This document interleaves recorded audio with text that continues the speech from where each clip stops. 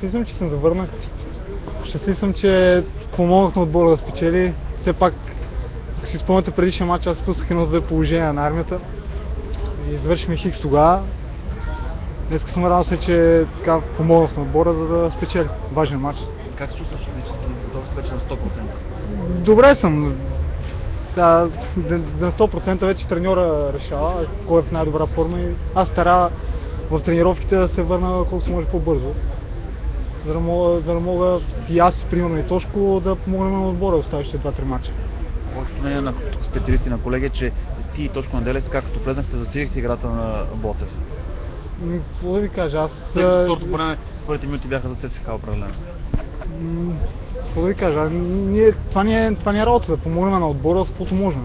Футболисти, така че ние сме футболисти, част от отбора. Задачата ни е да помагаме с каквото можем. Нали, ние сме атакуващи футболисти, така че ние трябва да правим положение, да вкараме голове. Защитниците примерно защитават, така че... Този гол чувстваш ли го по-специален, защото е срещу ЦСКА? Не мисля. И победата срещу Левски, и победата срещу ЦСКА са еднакви шоти. Все пак нали малко по-специално, че вкара гол на ЦСКА? Не. За сега не, сега не знам, след примерно 10-15 дена може би. Не знам, сега нищо не е по-специално. Предстои вече дерби на Пловдив с Локомотив.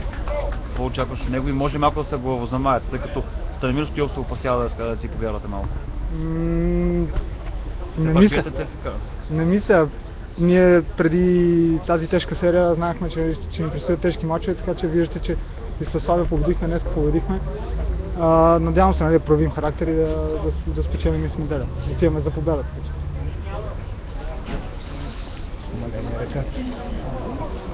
Чухте